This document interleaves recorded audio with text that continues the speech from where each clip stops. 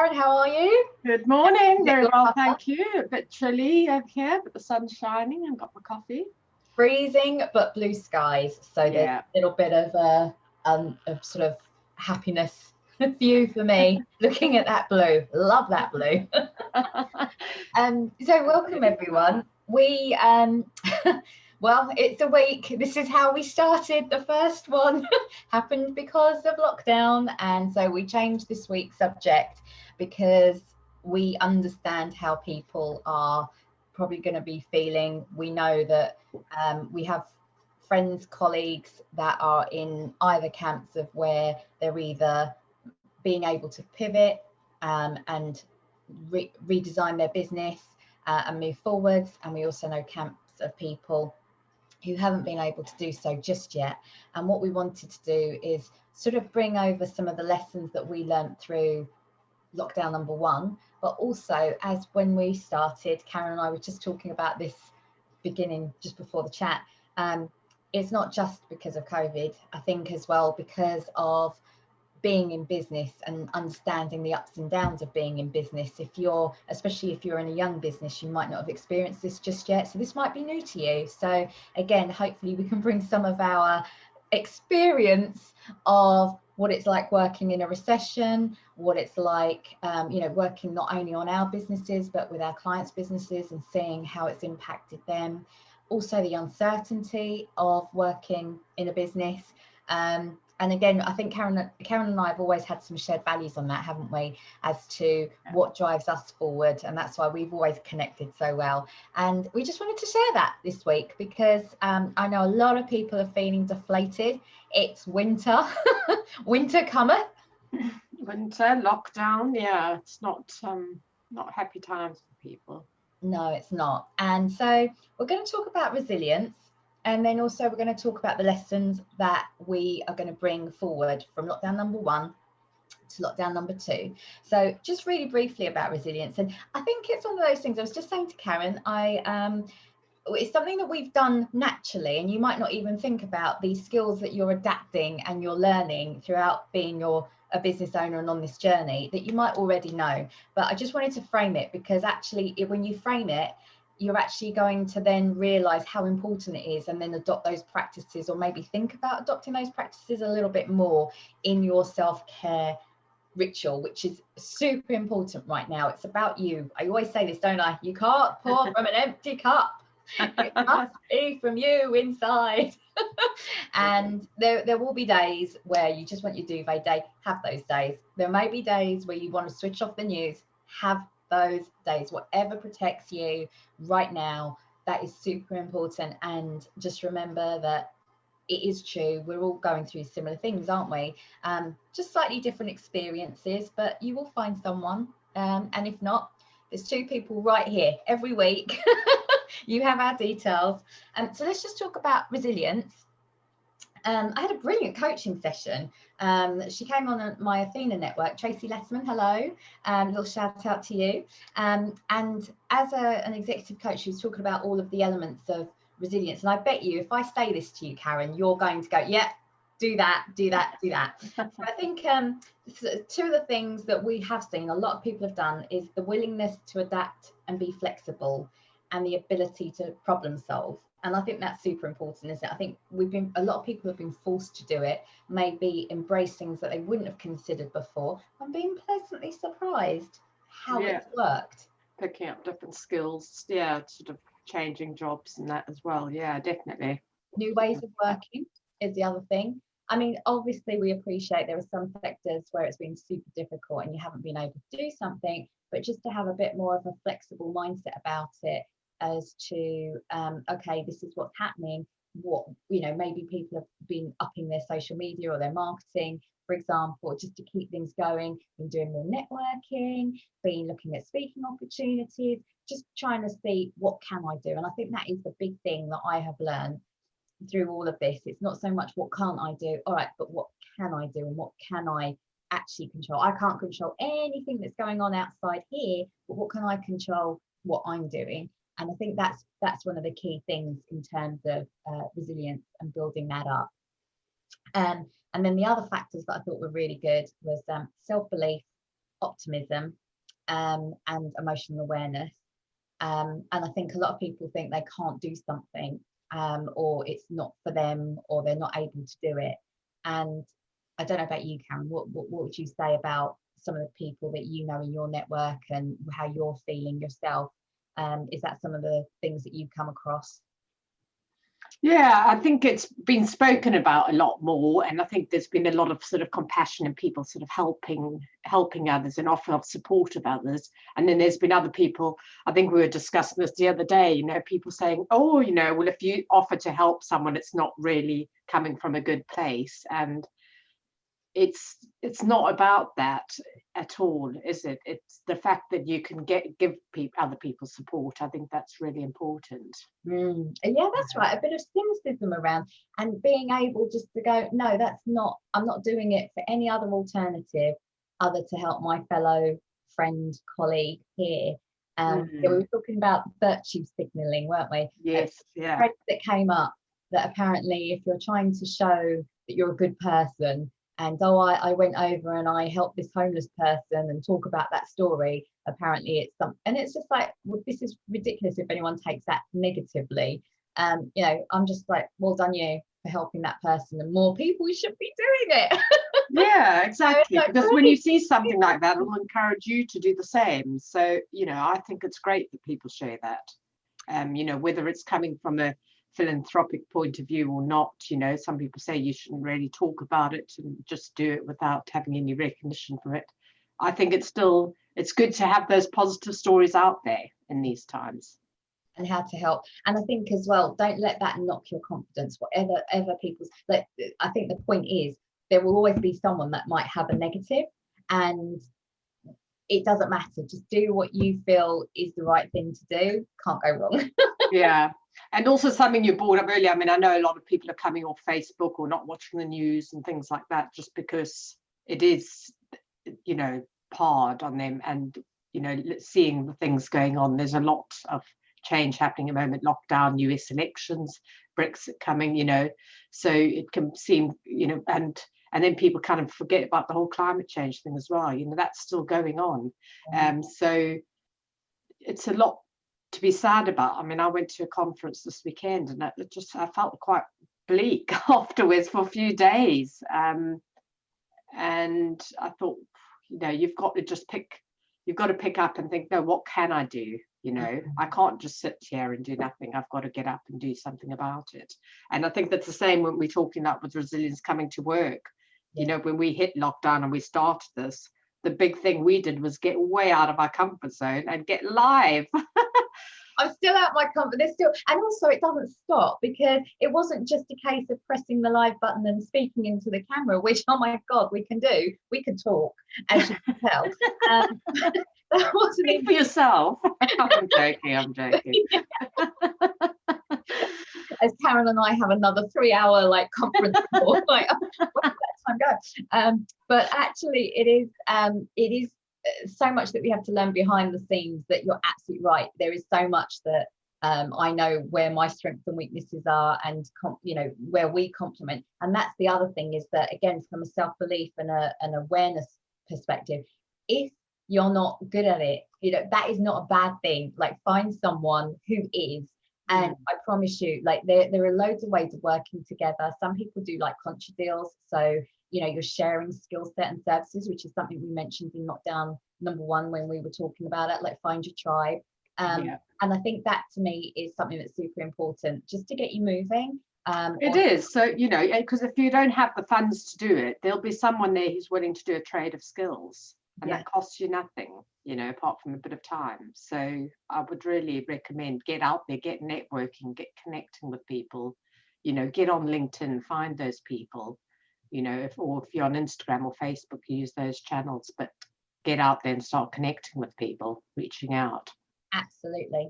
I think that's the biggest thing for me as well. I totally agree. Tribe, this entire year, it was on the plan for 2020 anyway, but to make sure I'm connecting with that tribe and building that community was huge for me. You already do it, like you've been doing it for several years now, actually, with your eco group, which is amazing, and I've actually thoroughly enjoyed like learning so much from them, and also getting to meet them, and it's super inspiring. But I mean, I have also found it brilliant to have those Zoom calls with people, find out a little bit more, people that I would never have met before, like actually even without COVID, I probably would not have connected.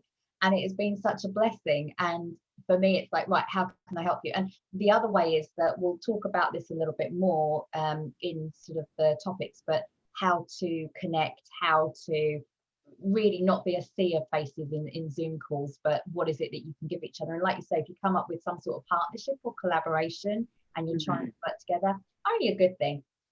And I appreciate that, you know, everyone's got businesses of different sizes. So if you are small, like, again, don't let budget be an issue. But if you have got the means and the budget and you can support another small business owner and get the thing done and hire them, then wonderful, absolutely brilliant. So yeah.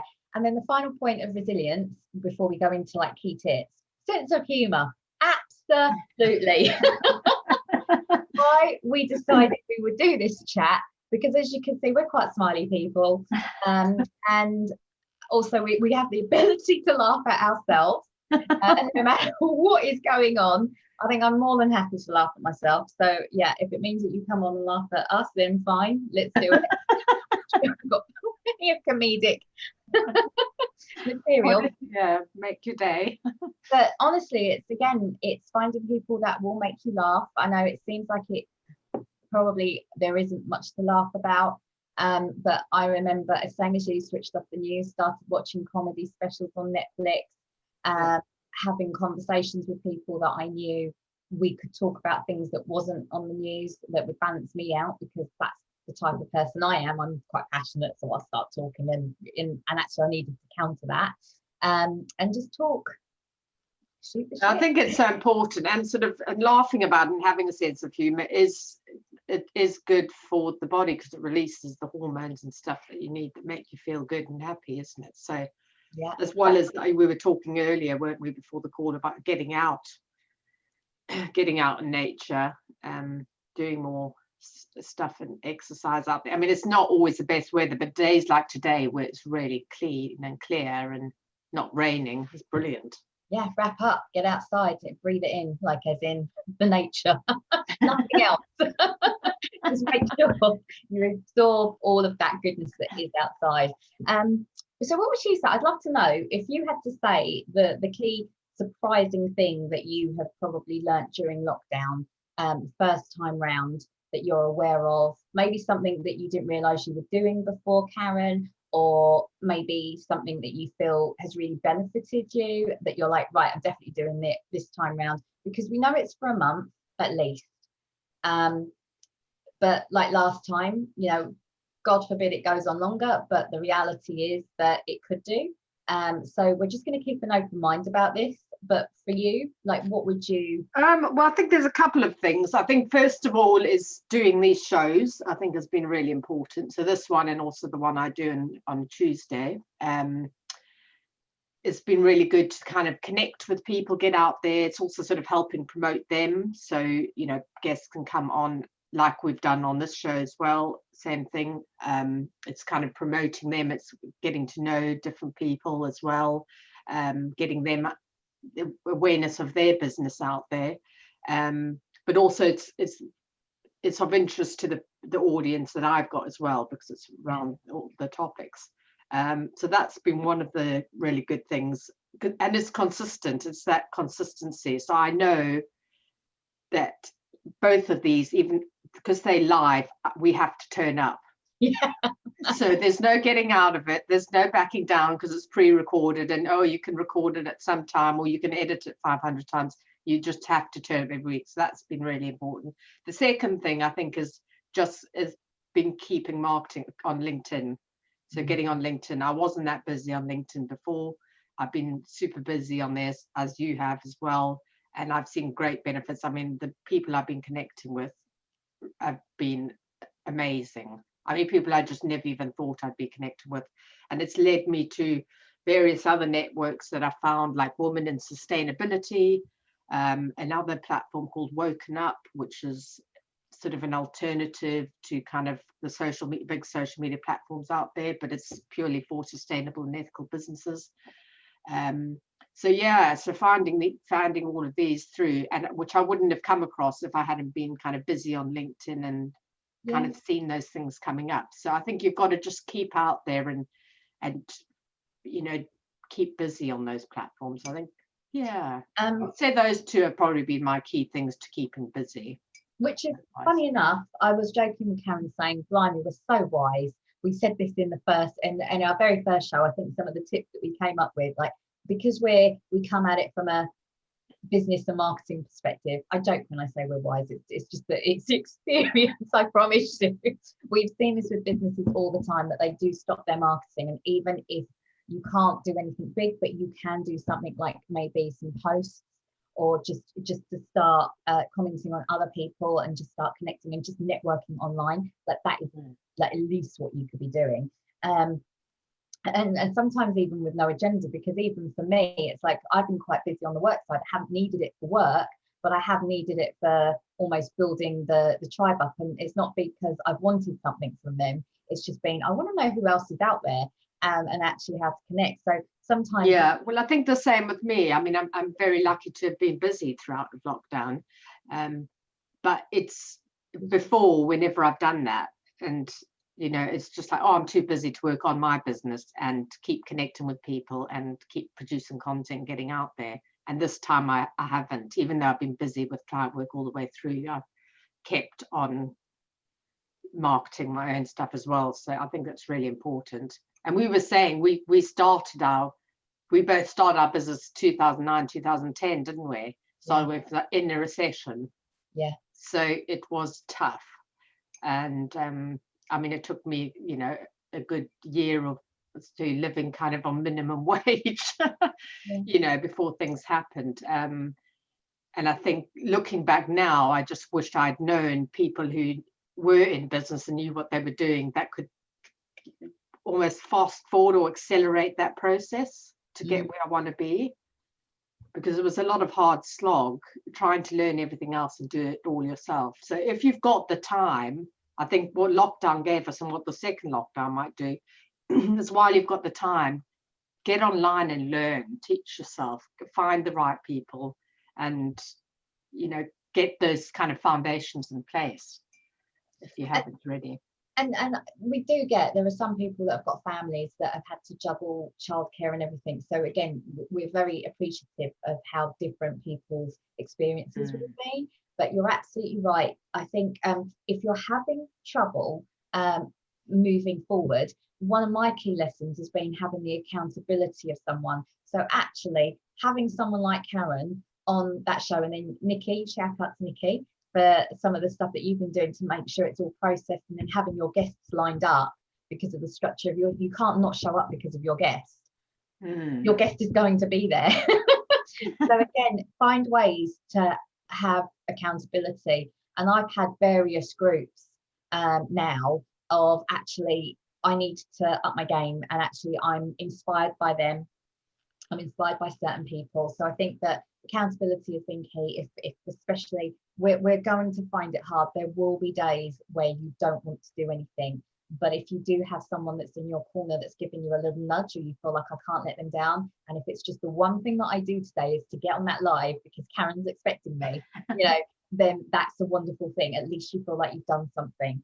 So I would say as well, exactly the same issue, the tribe, continuing the marketing, and also accountability. And what you had mentioned before was people have gone through this before, and I would genuinely urge you and recommend that if you're finding somebody that's gone through it, please have that conversation with them, because I'm noticing a lot of people that have just started their businesses in the last 2, 3, even 4 years past recession that have never experienced this before. And whilst I don't think what we're going to go through is the same, I think even we're going to learn new things. I don't think any experience is the same.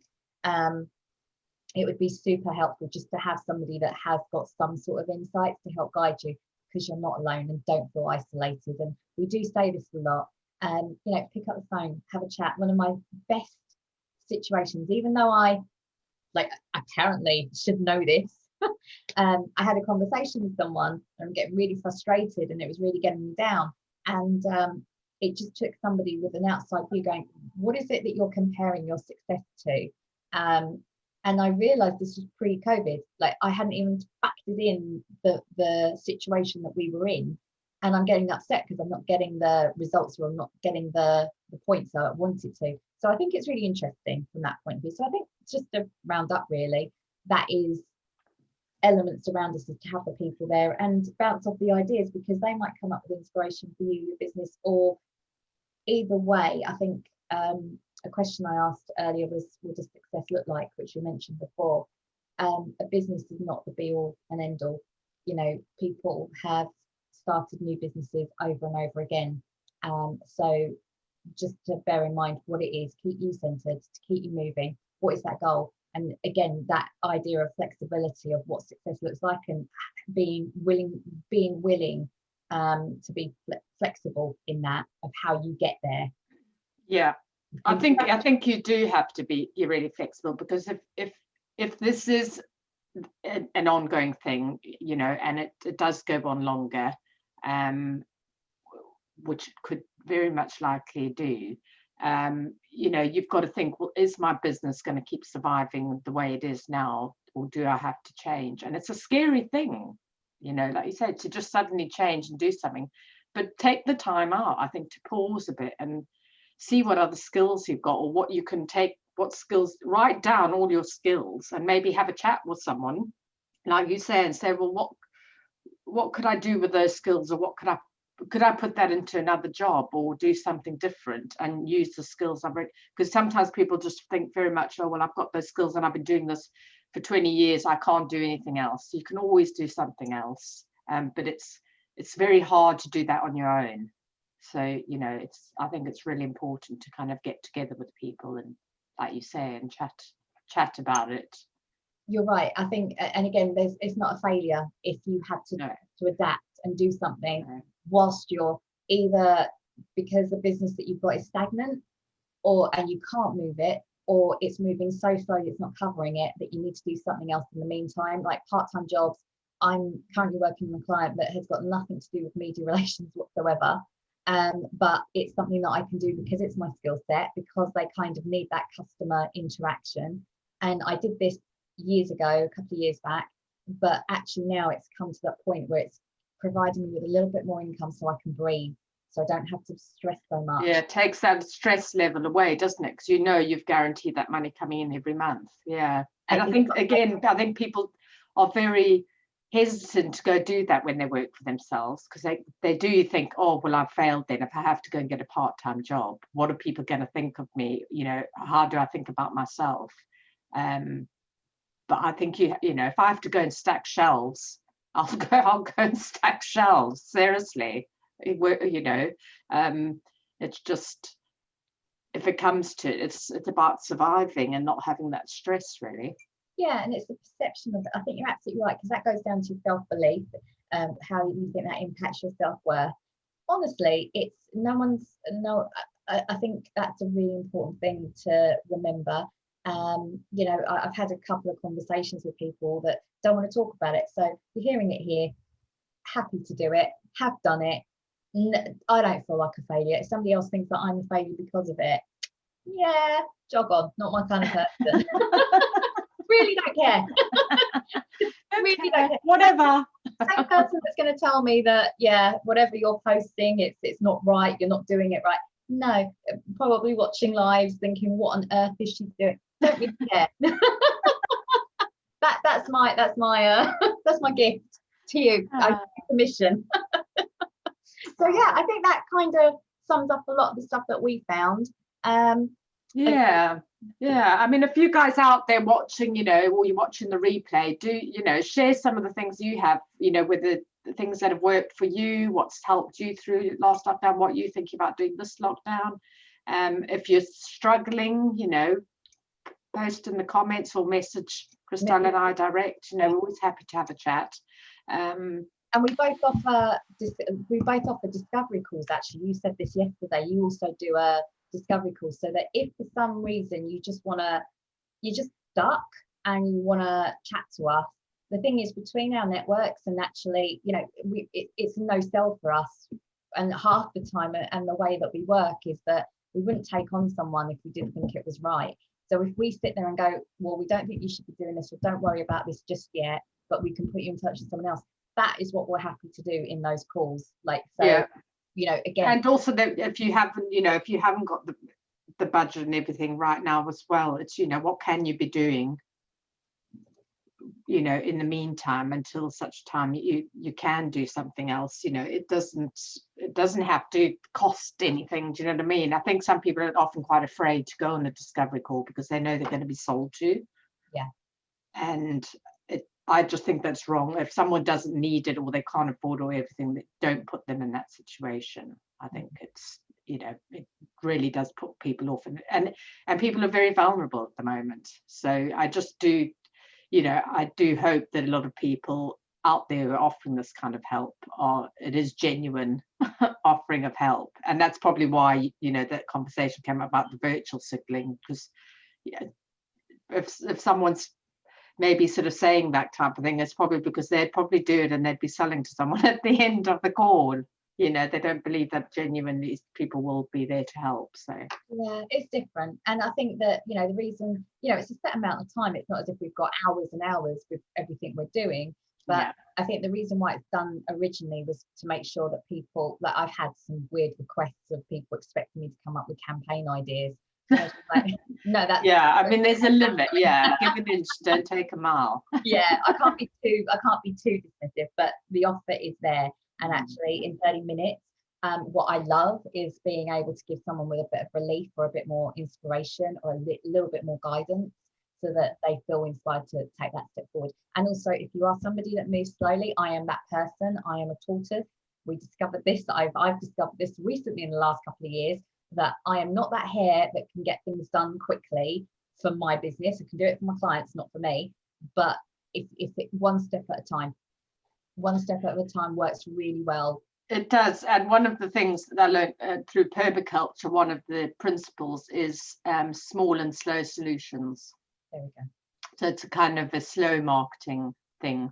You know, not everything has to be a rush and a hustle and sell. You know, you're talking about a long-term strategy to be sustainable and be resilient. So it doesn't happen overnight. No, absolutely. Hopefully that's been of interest to you. And again, reach out if you need to, leave some comments if you would like us to reply back, or if you've got your own tips. But we will see you, as we will do every week. We're here. So we might take a break at Christmas, though. We were talking about Christmas, New Year. So, but we'll let you know nearer the time. Yeah, absolutely. Take care, everyone. Look after yourselves. All right. Okay. Bye. Bye.